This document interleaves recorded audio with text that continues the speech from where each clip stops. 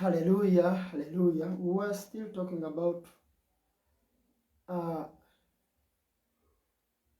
how Jesus predestined us.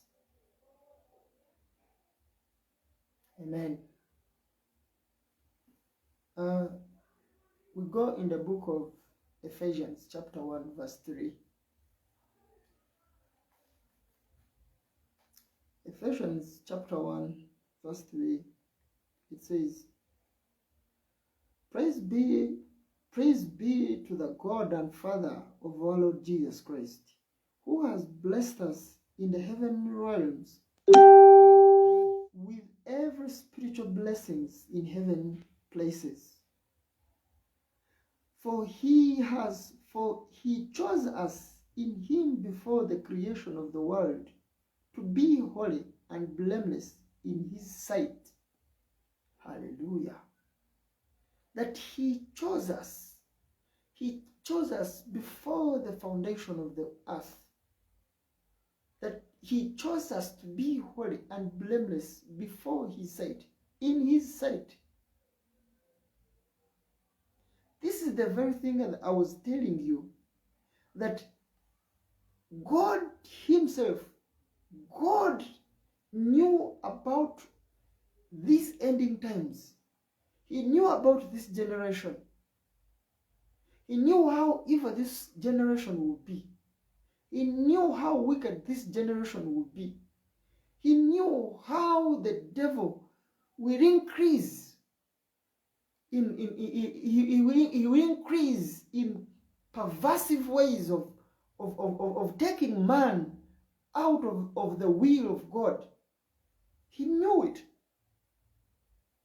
Hallelujah. So don't be surprised. That's why I don't want you to be challenged, to be surprised when I tell you that the men of the old, the men of the past,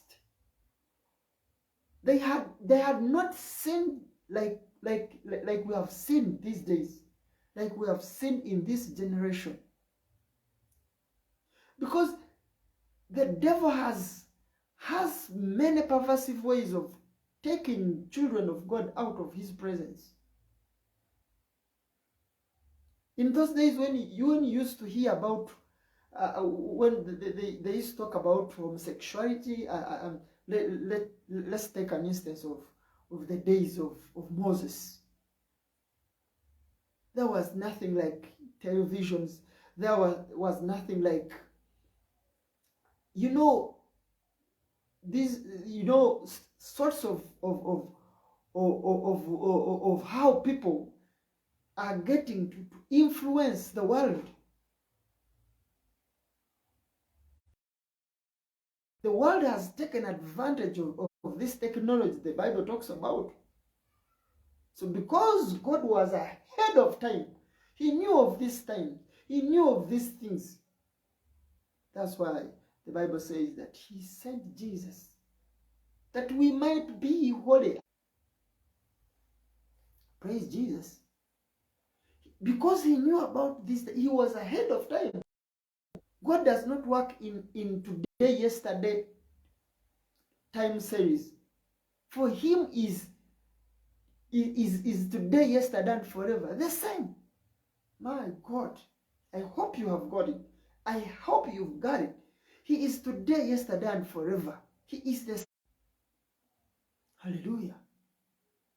He knew about today. He knew about today.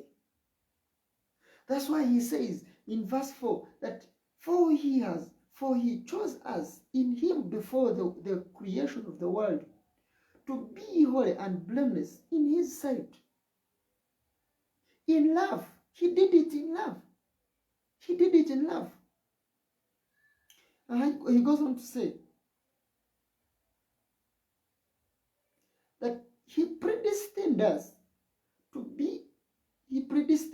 be adopted as his sons through Jesus Christ, in accordance with his pleasure and will. My God, he predestined us. We were predestined. We were chosen. But all these things are happening are on us, not in these days we will be righteous. Not because in these days that we will know, will be as holy as beyond how our patriarchs were holy. But because these days, hallelujah, network is very down, but I hope you will endure by the loading. You will endure it. But the network is poor. So, he predestined us. When he says, when the word predestination, it means that he planned it. It means that he could not, something, it means that he cannot change it. Something cannot be changed. Something is planned. Something has been decided over already. So that means God will not change his way, the way he sees you because of your infirmity. He will not change his love because of your infirmities. He will not change the way he thinks about you, like he says that I have good plans for you, plans to prosper you, plans to heal you. He will not change his mind. He's not a son of man to change his word, his statement. So he predestined you. He knew you.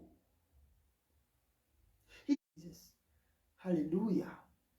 So he predestined us. The Bible says he predestined us to be adopted as his sons through Jesus Christ. We were adopted. That means we were children of wrath, but he adopted. He made us his own. The Bible says that we are children of wrath. We were guilty, but he adopted. To be adopted, just as like parents go on the streets and find children and adopt them.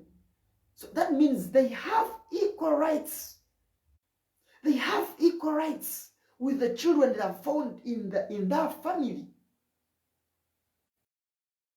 Reside permanently. That is adaptation.